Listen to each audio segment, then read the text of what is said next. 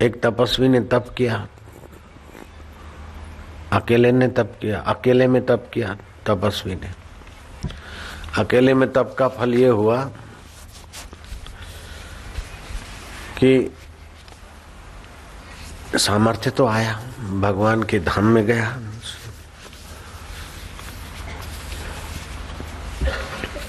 बोले भगवत दया से तुम्हें स्वर्ग दिया जाएगा। बोले भगवान की दया की जरूरत नहीं, मेरे हक का दो।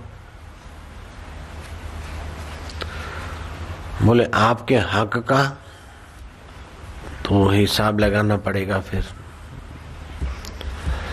हक का लगा, तुमने तप किया है, तुम्हें स्वर्ग मिलेगा, लेकिन तप करने में जो तुमने श्वास लिए, सूर्य के किरण लिए, धरती का अन्न लिया, वातावरण लिया, लोगों से जो सीखे या तप की विधि जिनसे सीखे, उनका सबका हिसाब लगाते तो तुमको लेने के देने पड़ जाएंगे।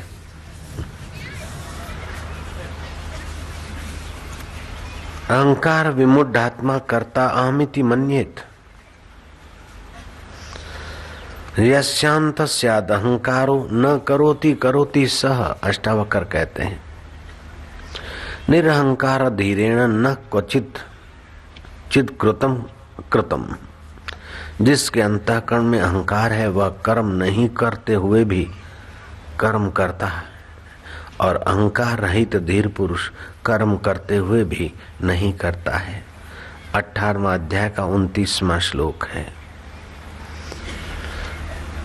अष्टावकर संहिता का, और भगवत गीता के 3रे अध्याय का 27वां श्लोक है प्रकृते क्रियमाणानि गुणे कर्माणि सर्वशः अहंकार विमुढ़ात्मा कर्ता अहमिति मन्येत।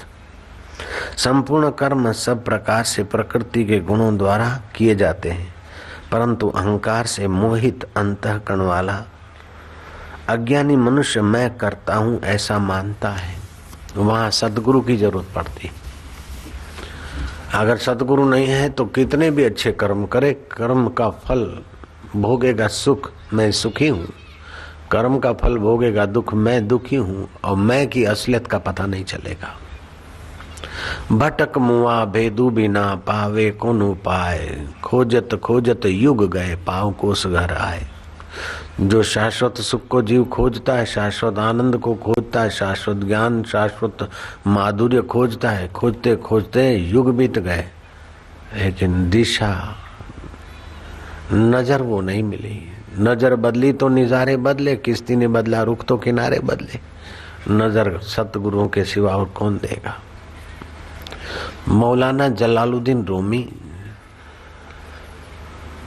शाही ठाट से रहते थे। नवाब का रहन सहन मौलाना जलालुद्दीन के सामने क्या होता है, ऐसे रहते थे। बड़े धनाढ्य व्यक्ति थे। सब कुछ भोगने के बाद भी लगा कि आखिर क्या है, कुछ भी नहीं है, और खपे खपे की आग लग रही। जैसे यज्ञ में घी डालने से अग्नि और उभरती है, ऐसे ही इस अहंकार के वासनामय कुंड में जितना भी डालते हो तो और इच्छाएं होती, और अधिक सुख, अधिक सुख, अधिक सुख। चाहे फिर कैसा भी दुख मिले परिणाम में, लेकिन अधिक सुख। मजा आया जिस चीज में अधिक अधिक अधिक करके ठूं हो जाते हैं। फिर से वही गलती करता है अहंकार। एक होता है वास्तविक अहम, वो मिटता नहीं, और दूसरा होता है नकली अहम, उसका पेट भरता नहीं। वास्तविक अहम की पहचान सतगुरु कराते हैं, और नकली अहम की पकड़ अज्ञानता से होती है।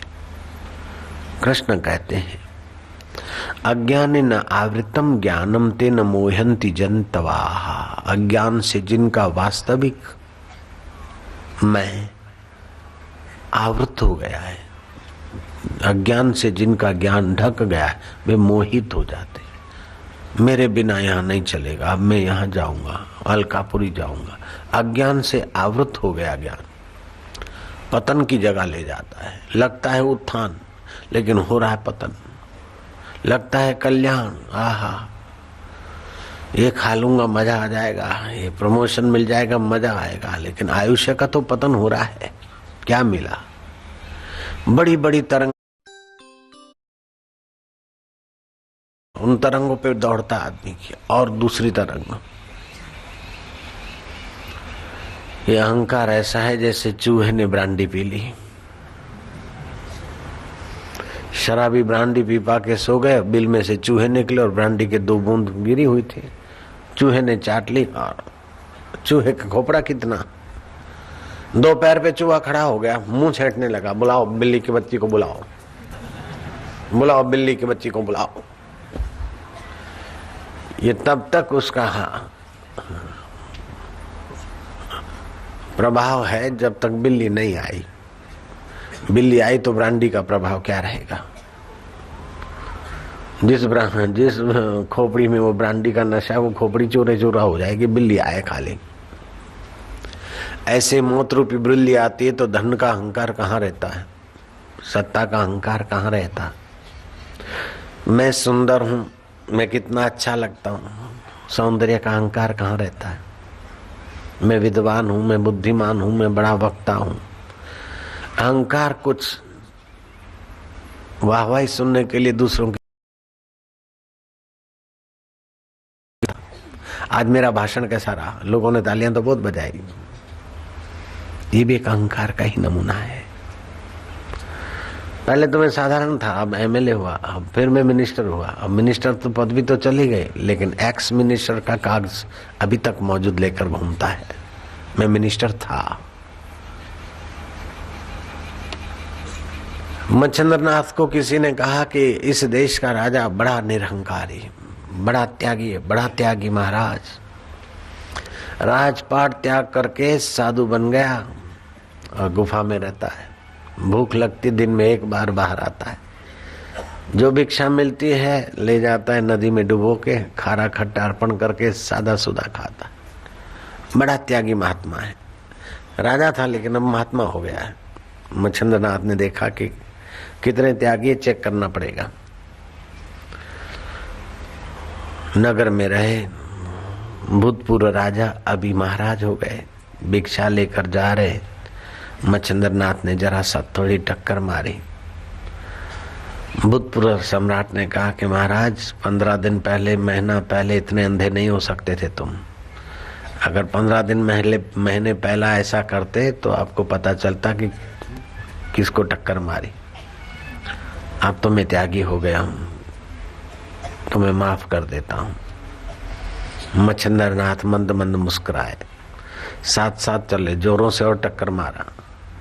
बोले तुम टक्कर मार के क्या मेरा अहंकार जगाना चाहते हो? मुझे अहंकार है ही नहीं तो जगेगा क्या? मच्छिंद्रनाथ ने कहा यही भी तो अहंकार है। मुझे अहंकार नहीं, ये भी तो एक अहंकार है। अहंकार तुम कहीं भी चले जाओ तुम्हारा पीछा नहीं छोड़ेगा जब तक सतगुरु का ज्ञानमय प्रकाश, ईश्वर की करुणा कृपा का प्रकाश नहीं मिला। अरे जेल में भी अहंकार पीछा नहीं छोड़ता। 20 साल की सजा है, सड़ रहा है, 8 साल गुजार बैठा है। जेलर ने दरवाजा खोला, कमरे में तो तुम रह रहे हो, बरामदे में इस नए कैदी को रख रहे। जेलर नए कैदी को छोड़ के गया, कमरे में रहने वाला बोलता है क्यों रे वे? कोने में बिस्तरा लगा। कितनी सजा है? बोले 6 महीने की। इधर पता नहीं 20-20 साल की सजा वाले बैठे, तो कोई सीखड़ लगता है। पूजा का और नमाजों का भी अहंकार है। अबे कितनी बार नमाज पढ़ता? बोले मैं तो 2 बार पढ़ता हूँ। बेवकूफ है कहेंगे, रोजा रखता 2 बार नमाज। आपने तो इतवार की तो 5 नमाज पढ़ते हैं, चालू दिनों में 3 तो मैं पढ़ ही लेता हूँ।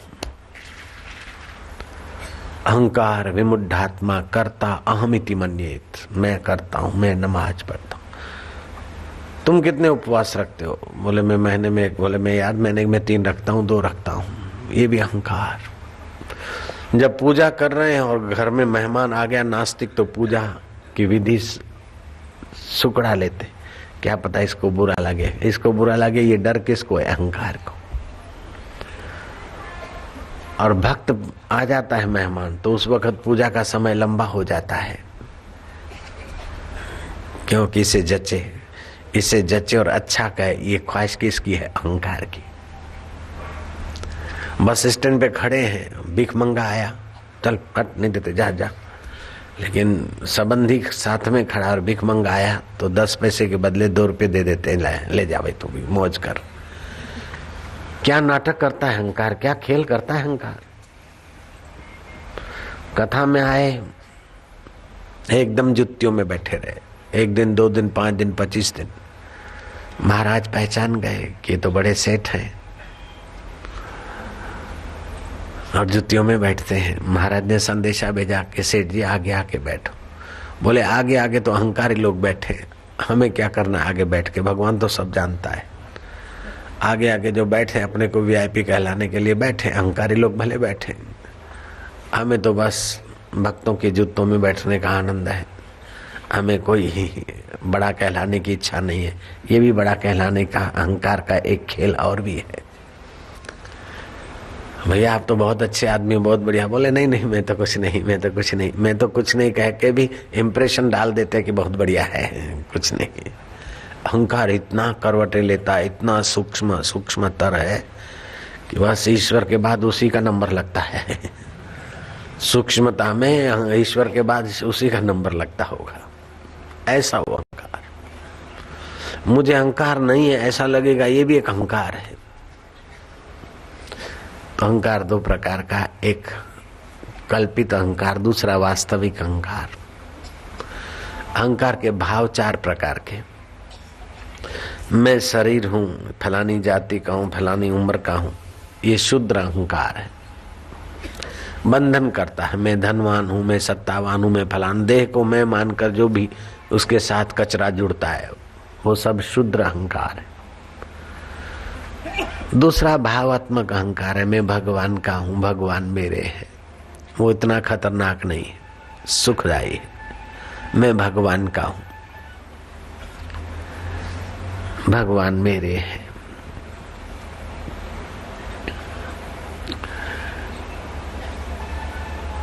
तीसरा अहंकार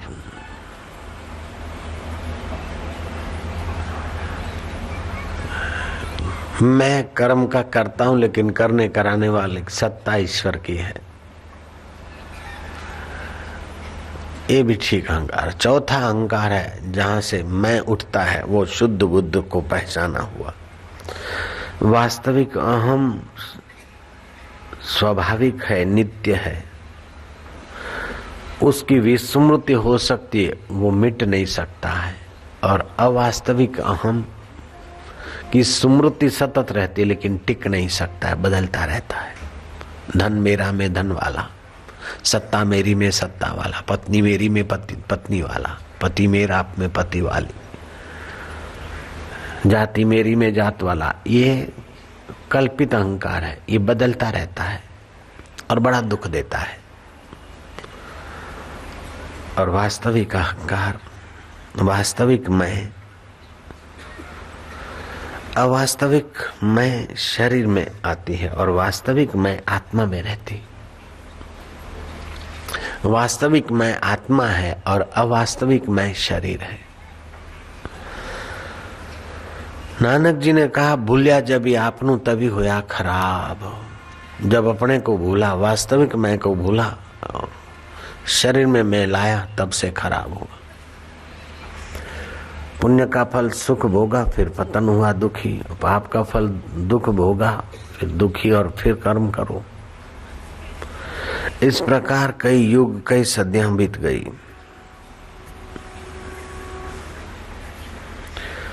वैसे तो प्रकृति में सब हो रहा है। अन्न खाते हो तो खून तुम नहीं बना रहे हो, प्रकृति की व्यवस्था है खून बनाने की।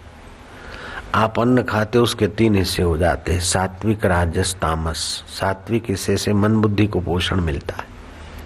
अन्न का सूक्ष्मतम हिस्सा मन बुद्धि को पोषित करता है। मध्यम हिस्सा मांसपेशी और खून रक्त वाहिनियों में संचारित करता है, और बाकी का जो कचरा हिस्सा वो सुबह रोज खाली होता है। ये तुम नहीं करते हो, ये प्रकृति में हो रहा है चैतन्य की सत्ता से। लेकिन भ्रांति ये हो गई कि मैंने खाया, कुछ क्रियाएं स्वाभाविक हो रही है, कुछ ज्ञान पूर्वक होती है। जो स्वाभाविक होती है उसका हम नहीं करता है, मैंने खून बनाया ऐसा नहीं बोलते, स्वाभाविक हो रहा है। लेकिन उठाकर कुछ नक्शा बनाया या मकान बनवाया कि मैंने मकान बनाया, लेकिन जो तुमने खाया उससे जो रस बना वो स्वाभाविक प्रकृति से बना, उसमें उसी मन बुद्धि से तुमने मकान का फुरना किया और मकान बना। मकान खड़ा है धरती पर और बना है धरती की चीजों से और बनाया है धरती के मानवियों में उस चैतन्य की सत्ता से। लेकिन अहंकार बोलता है मकान मेरा, मैं मकान वाला हूँ, दुकान मेरा, मैं दुकान वाला हूँ, जाति मेरी, मैं अमुक जात वाला हूँ। इसी के कारण तो झगड़े होते, फलानी जात के लोग, ये फलानी जात के लोग, ऐसे है ये वैसे है, अपने वाले ये इस पार्टी के, वो इस पार्टी के। हमारी कोई पार्टी नहीं, हम कोई पार्टी नहीं जिसकी वो स्वतंत्र हो जाए। किसी पार्टी को नहीं मानते, किसी पार्टी को नहीं माना, अपक्ष है, कोई पक्ष नहीं, कोई पक्ष नहीं, फिर भी वो कोई पक्ष नहीं, अपक्ष भी तो एक पक्ष बन जाता है। ऑटो रिक्शा वाला देखो, अपनी गली गुच्ची से जब ऑटो रिक्शा ले जाएगा ना तो बजाएगा धत तड़ता तड़ता तड़ धा धा धा धा धा धा धा। अब कोई सामने ट्रैफिक नहीं है, लेकिन देखेगा कोई देख रहा है तो बढ़। बैलगाड़ी वाला जब घर के तरफ जाएगा बैलों को पीटेगा और दौड़ाएगा बैलगाड़ी को। अरे साइकिल वाला जब साइकिल चलाता और देखता कोई पहचान रहा है तो टने टने ना टने टने टने टने टने। बच्चा है, थोड़ा सा समझ आ और दे दो कोई चॉकलेट या पैकेट और उसने जरा खोल दिया तो उसका अहंकार चुप नहीं बैठेगा। माँ माँ माँ देख देख देख देख, मैं ये कर दिया, मैंने ये कर दिया। जब तक उसने अहंकार को अरे वाह वाह रे टिन्नू वाह, अरे वाह मुन्ना ऐसा कर दिया, बोले हाँ, उसका अहंकार खुश हुआ और मम्मी को भी संतोष हुआ। ये अहंकार लेता जाता है, वाह वाही मांगता जाता है, जीवन भर मांगता है, फिर भी उसका पेट नहीं भरता। प्रेम देना जानता है और अहंकार लेना जानता है। अहंकार सदा भिखारी अतृप्त है और प्रेम सदा तृप्त और दाता है। शबरी भीलन जूठे बेर दिए बिना मानती नहीं और राम बदले में शबरी को राम रस दिए बिना नहीं मानता राम का दिल। ये प्रेम है, शबरी का भी प्रेम है और बदले में राम जी का भी प्रेम। शबरी अगर रावण के पास वो बेर ले जाती तो क्या मुसीबत होती, वो तो है ही, कल्पना ही करो। शबरी के प्रेम को रावण का अहंकार क्या जाने। नंद यशोदा के प्रेम को कंस क्या जाने। नंद यशोदा के प्रेम को तो प्रेमास्पद कृष्ण जानते। शबरी के प्रेम में बैरों को तो राम जी जानते, रावण क्या जाने। अहंकार प्रेम की भाषा नहीं जानता है और प्रेम अहंकार के अधीन नहीं होता। अहंकार विमुढ़ आत्मा कर्ता अहमिति मन्येत। उन्हीं घर में झगड़ा होता है जिस घर में कोई तो प्रेमी स्वभाव का है, दूसरा अहंकारी स्वभाव का है, झगड़ा रहेगा। पत्नी प्रेमी स्वभाव की और पति अहम स्वभाव का है, मेल नहीं बैठे। अरे क्या तू मूर्ख है, क्या ठाकुर जी करती, क्या बाबा जी करती, चल चल, वो डांटेगा। पति प्रेमी स्वभाव का है, पत्नी ईगो वाली है तो बोला क्या तुम क्या भगवान करते, चलो पिक्चर। सासू प्रेमी स्वभाव की और बहू रानी अहंकारी स्वभाव की। अब अधिकार तो सासू का है, रोज कहती बेटी चल मंदिर में चल, बोले सासू तुम जाओ, पढ़ी लिखी तो हूं, अब मंदिर में क्या, भगवान तो सर्वत्र है, भगवान तो सर्वत्र है, लेकिन पिक्चर सर्वत्र नहीं, थिएटर में जाती है, मंदिर में नहीं जाती।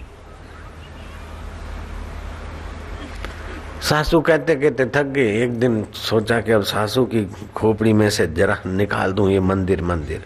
बोल बहू रानी का मैं चलती हूँ। सासू बहू मंदिर के प्रांगण में पहुंची। जो मंदिर के प्रवेश द्वार में आए तो शो के बने होते हैं वो शेर आदि हाथी आदि होते मंदिर के आगे। दो शेर मुंह फाड़े हुए बैठे थे पत्थर के। बहू चिल्लाई सासू जी मैं तो मर गई। बोले क्या है बेटा? बोले वो शेर मुंह फाड़ कर बैठे, मुझे खा जाएंगे। सासू ने कहा पगली चल चल नहीं खाएंगे, ये तो पत्थर के हैं। बोले जब ये शेर पत्थर के तो तेरा महादेव जी या ठाकुर जी भी तो पत्थर का है, वो क्या कर लेगा? अहंकार तर्क लगाकर प्रेम पर हावी होना चाहता है, लेकिन प्रेम अपनी अनुभूति कहाँ भूलेगा।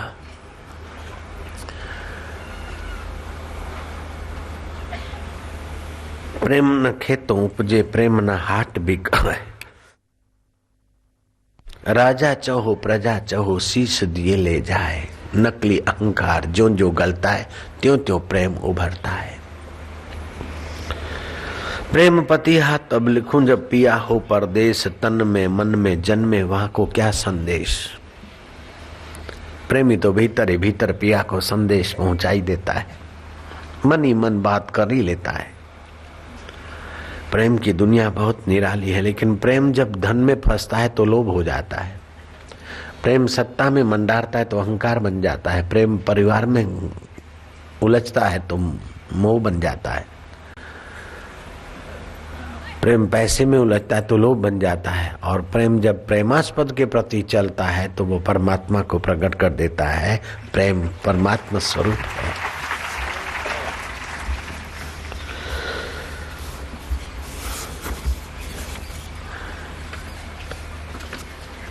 प्रेम एक ऐसा आवश्यक औषध है अथवा आवश्यक रसायन है कि सबको जरूरत है। अहंकार मेरे पने की दीवारें बनाता है, बनाकर प्रसन्न होता है।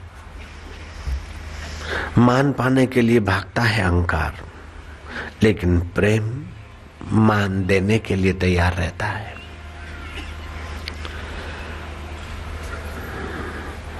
प्रेम बड़ा महत्वाकांक्षी होता है, अहंकार बड़ा महत्वाकांक्षी होता है। प्रेम बड़ा नम्र और रसमय होता है। मेरेपन के बोझ से अहंकार भारी हो जाता है, बड़ा बन जाता है, लेकिन प्रेम मेरेपन के बोझ से रहित निर्भर होकर आनंदित रहता है, प्रसन्न रहता है, सुखी रहता है। बच्चे में भी जब तक अहंकार नहीं उभरा है तब तक बड़ा सुखी रहता है, आनंदित रहता है। जब अहंकार उभरा, ये मेरा खिलौना, ये मेरी जाति, ये मेरा फलाना, बस फिर उसका रोना धोना, अशांत होना, खिन्न होना चालू हो जाता है। अहंकार हाथी की तरह स्वयं को नहीं देखता है और दृष्टि बड़ी संकीर्ण है। अपनी गलती नहीं देखता है, दृष्टि बड़ी संकीर्ण है। मैंने जो कहा वही सत्य है, मेरा जो है वही बढ़िया है। और प्रेम मेरा जो है वो भी प्रभु का है और आपका मेरा जो है वो प्रभु का है और आपका भी प्रभु का है। लोग सदुपयोग करो। प्रेम सदुपयोग करके सत्य की राह पकड़ता है और सत्य स्वरूप में तदाकार होता है। और अहंकार दीवारें बनाकर असत्य के शिखर बनाता है, उस पर चढ़कर गर्जना करता है कि मैं लंकापति रावण हूं, मैं हिटलर हूं, मैं सिकंदर हूं, मैं फलाना हूं, लोग जाने मुझे। व्यक्ति के व्यक्तिगत दोष है और समाज का सामाजिक दोष है। हर व्यक्ति चाहता कि मेरे बराबरी का दूसरा न हो। ये अहंकार की दीवारें हैं। अहंकार चाहेगा कि मेरी बराबरी का कोई न हो, इसलिए एक दूसरे की टांग खींचते हैं। चाहे एक ही पार्टी के, एक ही मजहब के, एक ही पंथ के हों, एक ही दिशा के पथिक हों, लेकिन उनमें भी हरिफाई और होड़ हो जाती। कुर्सी के लिए अहंकार लड़ता है, झगड़ता है, एक दूसरे का गला घोंटता है, एक दूसरे की हत्या करवाता है और बड़ा बनने की कोशिश करता है। अहंकार तोड़ता है लेकिन प्रेम जोड़ता है। अहंकार ले लेके बड़ा बनता है, खुश होता है, और प्रेम दे दे के अपने खुशी, अपने सुख स्वरूप में स्थित हो जाता है। आत्मा के आनंद में ही अहंकार की इतिश्री होती है। भक्ति के रस में ही अहंकार गलता है। भगवत प्रसाद में ही अहंकार गलता है। वेद व्यास जी महाराज ने कहा, अगर काम विकार से बचना है तो शरीर की बीमार अवस्था को विवेक से देखो। मुर्दा जलता हो तो अहंकार को बताओ कि देख आखिर तेरी ये दशा होगी। बीमारी स्थित बीमारों को देखो, बीमारी स्थिति की कल्पना करो, अथवा तो शरीर को बिना चमड़े के देखो क्या भरा है। इससे काम विकार का आकर्षण मिटेगा, अहंकार का। लोभ का दुर्गुण मिटाना हो तो दान करो, मोह का दुर्गुण मिटाना हो तो संसार के और कुटुंबियों के स्वार्थपूर्ण व्यवहार पर की समीक्षा करो।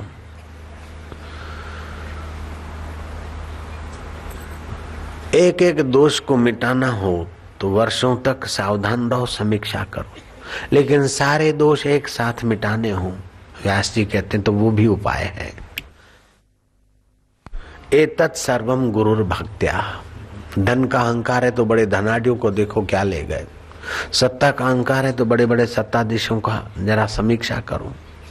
सौंदर्य का अहंकार है तो बड़े बड़े सुंदरों का, सुंदरियों और सुंदरे कहाँ चले गए देखो। विवेक करके अहंकार मिटाओ। लेकिन ये सारे दुर्गुण एक साथ मिटाने हो तो व्यास जी कहते हैं, एतत् सर्वम गुरुर भक्त्या। ये सारे दुर्गुण गुरु भक्ति से, गुरु सानिध्य से, गुरु अनुभव से आराम से मिटते हैं। भगवान कपिल ने मां देवहूति को कहा कि वासना और अहंकार अजेय है। ऐसा कवि कहते हैं, शास्त्रकार कहते हैं। आसक्ति बड़ी दुखदायी है, अजेय है, लेकिन वही आसक्ति सत्पुरुषों में हो तो तारने वाली हो जाती है, परम जय दिलाने वाली हो जाती है। गुलाम नबीर जा रहा था अपने गांव, जंगल से गुजर रहा था। रास्ते में पुराना कुआं दिखा, थोड़ा सा पानी था बारिशों का, जहां का तो उसमें चांद दिखा। गुलाम नबीर कहता है, यार तू इधर कैसे? अगर तू कुएं में पड़ा रहा तो लोग रोजा कैसे खोलेंगे? मैं कोई साधारण आदमी तो हूं नहीं कि तुझे यहां छोड़ के चल दूं। मैं गांव का मुखिया हूं।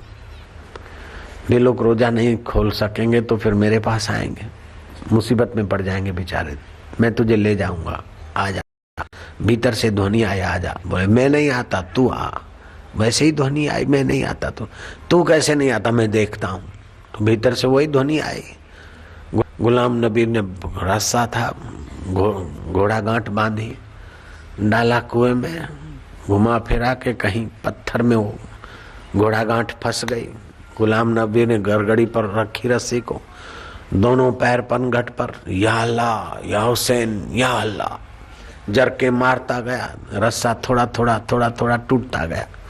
सांस फुला के या हल्ली करके, या अल्लाह करके धमाक किया, रस्सा टूट गया और गुलाम नबी जा गिरा पीठ के बल धरती पे। थोड़ी देर मूर्छित हो गया, फिर मूर्छा हटी, आंख खुली तो चांद आकाश में देखा। गुलाम नबी मुंह छेट रहा है, बोले कुछ भी हो, भले थोड़ा सिर पर चोट लगी, लेकिन तुझे लाके रख दिया ठीक जगह पर। आप बताओ आपको क्या क्या हुआ? खड़े हो जाओ, बताओ समिति वालों को। हाँ, मेरा नाम श्यामलाल करगे। मैं पानीपत के सेक्टर 29 में मेरी एक छोटी सी फैक्ट्री थी। पूज्य बापू जी का 2001 में जब पानीपत में सत्संग हुआ, तब मैं समिति से जुड़ा हुआ नहीं था। तो पूज्य गुरुदेव जी के कुछ साधक मेरी फैक्ट्री में आए, तो उन्होंने कहा कि यहाँ पूज्य बापू जी के साधक रुकेंगे, अगर आपके पास व्यवस्था हो तो हमें जगह की ज़रूरत है।